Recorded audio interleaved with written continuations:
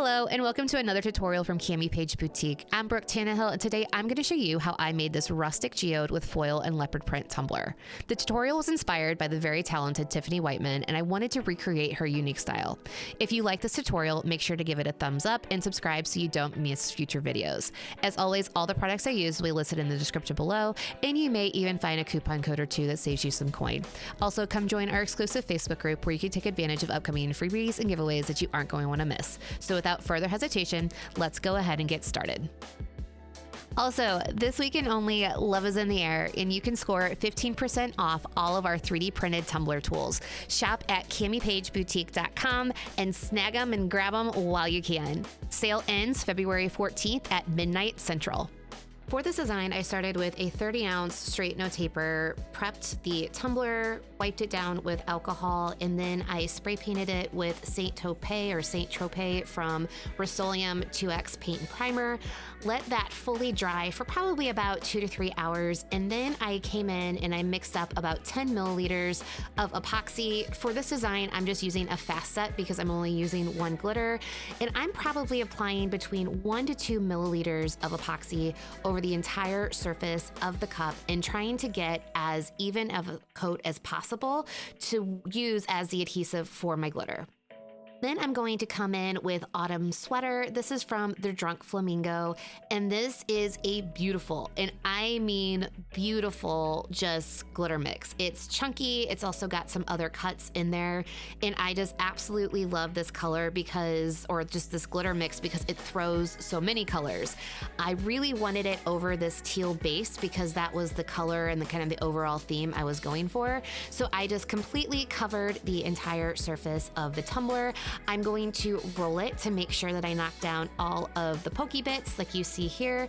I'm going to spray seal this twice with Rust-Oleum 2X gloss spray paint, let that fully dry between coats, and then I'm going to go in with 2 coats of Artistry's 1-to-1 fast sets, let that fully cure, and then it's time to sand. Here I'm using my 120 grit flap wheel on my Dremel and just exposing that top little bit of stainless steel on my cup. Now the reason why this is important is because when you are completely done and you go to clean the rim, kind of get off any of that excess epoxy, if you do not have good adhesion to that stainless steel where you're not going to be removing the epoxy, you can run the chance of fluids or liquids getting behind your design, and then the epoxy in your design will completely peel off. So by doing this little step, you are just setting yourself up for long-term success. After I use the flap wheel, I just take my sanding block to knock down the harshness of that ridge, and then I'm going to come in and sand this bottom rim to remove any kind of pokey bits and make sure that I'm getting as smooth as a butt on my cup as possible. Since this is a chunky mix, you are going to have to put a little bit more elbow grease into this, but I promise it will be worth it. You also really want to make sure to take time and sand your cup as well as possible, because when we're coming in and spray painting or doing the kind of the rustic geode distressing, if you have any pokey bits, it's going to show in the spray paint. So you really want to make sure to sand. Now this is one of my, I know I mention it almost in every single tutorial, but this is one of my best steps, hacks, whatever you want to call it, to really get a smooth cup. So this is an orbital sander, and what I'm doing is I'm rotating the cup, like I'm rocking the cup back and forth, and I'm rotating the orbital in the opposite direction. What this does is it really sands and makes your cup smooth. And because the orbital has a nice rigid surface, you're not digging out the valleys and kind of creating more of an uneven surface. So this is a really great step to make sure that you're getting as smooth of a cup as possible. After I'm done sanding and I'm happy with it, I'm going to wash it with Dawn dish soap, and then I went in with another coat of epoxy just to make sure that I have this shiny surface like you see here. Now the reason why I do this is because before, when I had gone in and started spray painting over a sanded surface, it was harder to distress or get the spray paint to completely leave that surface because it was roughed up and it was adhering really well. So go in with a coat of epoxy, and then what I'm doing here here, and I know it kind of looks like a hot mess express, but I'm just applying painter's tape in different sections around the cup that are going to kind of, or they will be the exposed areas on our distressing. So by applying the painter's tape, and you can see here, I'm just coming in with an X-Acto knife and kind of cutting some organic shapes here, it is going to reduce the amount of time and effort I need to remove the spray paint that we're going to be applying. So I'm going to actually apply 3 coats of spray paint, and we'll get into that in a second. But by simply adding these shapes to the tumbler, I literally only had to distress this cup for maybe 10 minutes versus having to spend a good half hour, 45 minutes, or even hour to really expose that glitter beautifulness underneath the spray paint. So I'm just going to make my way around the tumbler and just kind of cut the rough shapes that I'm going to want to be exposed for the glitter, and then just removing the excess tape. Now, there is no right or wrong, but I will tell you, here I'm just kind of showing, I just kind of sparingly applied the shapes. I did actually go in and apply more painter's tape and did a couple more of these shapes to have more glitter exposed, because I really wanted the glitter to be the hero of this design. So take your time. I really like to do the shapes, leave it, come back, and kind of evaluate if I want more or not. So don't feel like you have to rush this or kind of get through it. Unless you have an order or a disgruntled customer, then by all means move quickly, but make sure that you're happy with it, because it's going to set you up for success. And even if you don't do all the shapes that you want and you want to add more after you've kind of spray painted it, you can just do the old faithful way of just removing it more with acetone and alcohol, but this just really made it a lot easier. Now, it was super windy the day that I spray painted, so I wasn't able to really film this, but I did 3 different spray paints for the Geode. So I started with aged copper. It's Rust-Oleum's universal metallic spray paints. So I came in with that, let that dry. Then I came in with prickly pear. I believe it was the gloss, and that was Rust-Oleum's 2X paint and primer. Let that fully dry. And then I came in with the Saint Tropez again, which is that teal color. Let them dry, but you don't want to let them sit overnight. And I've learned this lesson before, because the paint actually cures and it is a huge pain to get off. So I probably let them dry for about 45 minutes between coats and even with the final, and it was just a little bit tacky. But what I did is I'm just using a baby blanket. You can just use any kind of cloth that you have. I recommend this over paper towel because the paper towel bits stick to it. I've learned that lesson. But I first come in with acetone, and I am just roughing up the edges. So you can see there, you just need a little bit, and it just kind of comes right off with the baby blanket and the acetone. Sorry, I'm out of frame there. I guess this was amateur hour when I did this filming, but you just kind of come up and you just see how easy that paint comes right off and how quickly it goes. So even though this is sped up, even this whole process maybe took me 5 minutes just to kind of rough up the edges. After I'm done with the acetone and exposing the different layers of paint, I am going to come in with alcohol. And what the alcohol does is, you can see here I'm making the switch, is it just kind of cleans up and makes that glitter sparkly. It just kind of cleans up the excess paint that was left over and really kind of brings over the exceptional glitziness of the cup. So do not skip the alcohol step, because it really helps you to bring the whole kind of look to life. But I just kind of come in, remove any of the excess paint from the glitter areas, and kind of expose a little bit more of that pink coloring. And I just kind of went back and forth between the acetone and the alcohol until I was happy with the kind of geode or the glitter sections, and you can see just how beautiful that turned out. Once I was happy with the placements, I did let the cup dry, just because it kind of gets a little bit sticky with the spray paint, and I didn't want to run the risk of it messing with any of my epoxy or the next steps. So I just kind of let that dry, probably overnight. You can definitely skip this step, but I find it just makes it a little bit easier when I go into doing the glue and the foils, because if you do not let it dry, the foil will kind of stick in all different places, and you're not going to get kind of the control of the look that you want. Granted, I've done other cups where I just rolled with it and it kind of made it even more distressed, and it was actually beautiful. But for this one, I wanted just a little bit more control of the placement of the foil flakes that I'm applying here. I kind of feel like I'm going back to my roots a little bit because it's been a hot minute since I've applied foil flakes or even used foil flakes in a tutorial.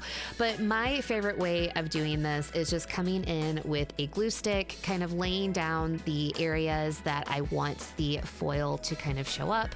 You can go more organic, kind of just like stripe it on there in every which way, and then just lay the foil flakes down. I like to use a chip brush to kind of distress the coverage a little bit more, but again, there's no right or wrong with this. And I also put a paper towel into my cup cradle because since I'm just applying the foil flakes, I don't want to take a chance of rubbing them off when I'm turning the cup. You can or can't do this, but I think it just really helps to kind of keep the placement. The foil flakes I'm using, these are just pink ones. I believe they're from Radioactive Glitter. These are actually really high quality ones. They're not super scrunched up and they're super, super easy to apply. So I'm just kind of coming in and just applying them every which way. There is no right or wrong with this again. So don't feel like, oh my gosh, I can't do this. And just apply as much or as little of the foil flakes that you want. We will be actually layering some other of the true foil sheets that you guys have seen me use more recently. I just really like kind of I don't even know. It's just a little bit of a different look with the foil flakes, but I think it also really works well with the foil sheets that you guys have seen me apply in my more recent tutorials. So just make your way around the cup, apply them wherever you like. The nice thing about using the glue stick is this stuff dries really quickly. So you can just apply it, wait maybe 20 minutes and the glue is completely dry. Your foil flakes are attached, and then just use the chip brush that you see right there just to remove as much or as little of the foil flakes as you like. Since this is more of a distressed look, I did go pretty heavy-handed on the chip brush, but do whatever feels good for you. So I'm just doing this when I apply the foil, like you see here, just to remove the excess, but also after it's dry, I'm going to come in with the chip brush and just aggressively kind of knock off some of those spots, kind of like what you see there, how the teal's a little bit exposed. So right here, I'm doing that just to make sure that I'm getting the overall look for this tumbler that I want. So do whatever meet your fancy, whatever look you like, but this is just how I did it for this cup.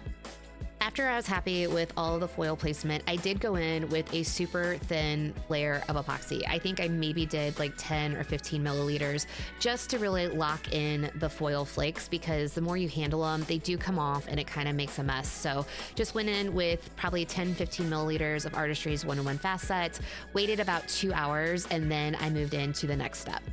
After that coat of epoxy was dry, I told you we would be layering on more foils. So this is the adhesive from Artistic Painting Studio.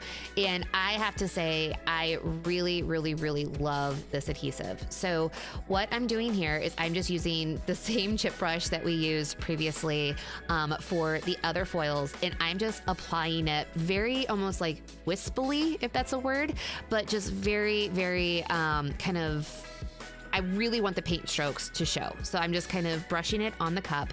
And then I'm coming in with a paper towel just to kind of almost edit where the foil goes. So or the paint strokes. So I'm just going to come through, and you can see here. So I did it around the other surface of the cup, but I'm going to kind of show you what I do here. So just kind of come in, do the paint strokes, and then I'm just using the paper towel to kind of edit where those go. And then I'm going to come in with this leopard print foil like you see here. And the thing with that adhesive is you really want to make sure that it is fully dry before you come in. So you want it dry before you add your foils. But I am going back and forth with this leopard print foil and this pink foil. So this is about a 4 inches wide by, I want to say probably about 4 inches tall section. And this is going to be where I apply my decal. So I wanted to really add a section of this cup that had a really fun background, that had a bunch of dimension and layer to it. So I did it here, but I also went around the tumbler and applied this leopard and the pink other places as well. So you'll see see that as we move throughout, but I'm just using kind of the adhesive, very like wispily adding it to the cup to show the paint strokes, and then going back and forth between the pink and the leopard.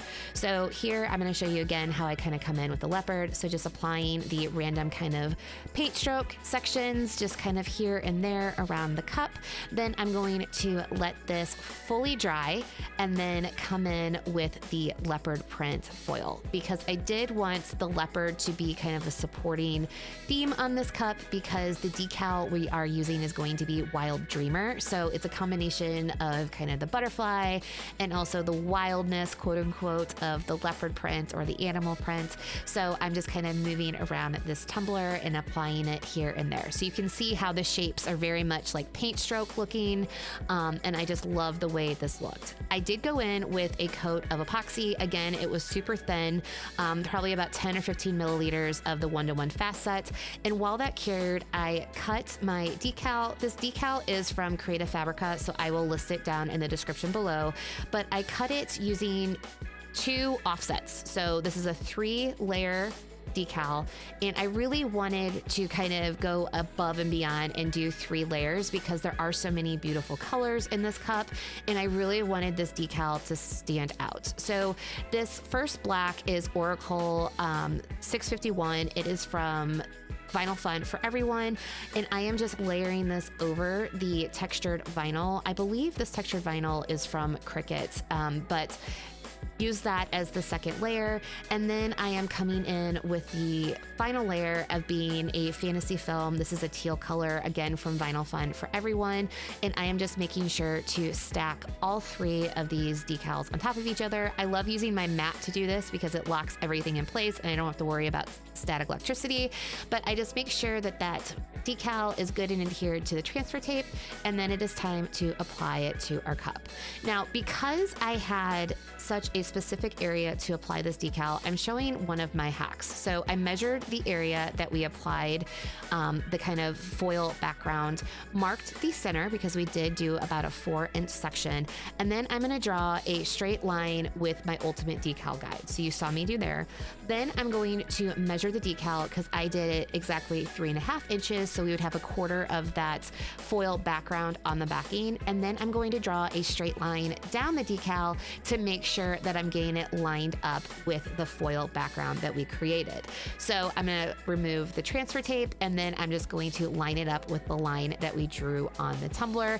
And you can see how perfectly lined up this decal is, and it's perfectly centered in the background of that foil background that we created.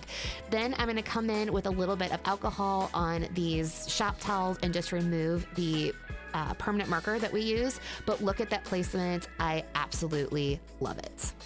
After we got the decal nice and placed, I did cut out another butterfly and some leopard print spots to apply to the tumbler.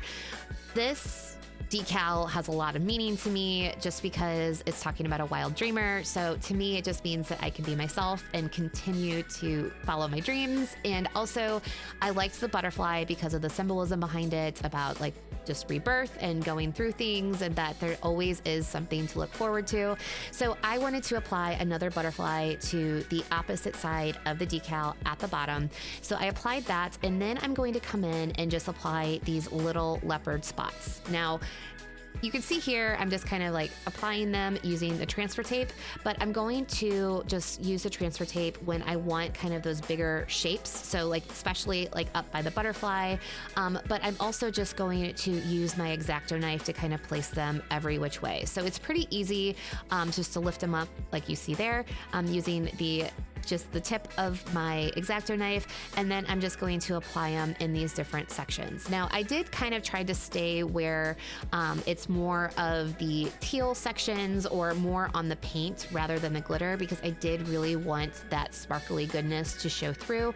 But just move around the cup and apply them everywhere that you please. Again, I know I've said this a lot, but there's no right or wrong, and just make your way around the tumbler until you're happy with all of the vinyl placements. Now, one thing I want to call out is the transfer tape I'm using is from Vinyl Fun for Everyone. This is by far my favorite transfer tape because it's got the right tackiness. You can use it on so many projects, and it's so easy to use and affordable. So I highly recommend this transfer tape. I know I get that question a lot. I will list it down in the description below, but just continue to add your leopard print, and then we can move on to the next step.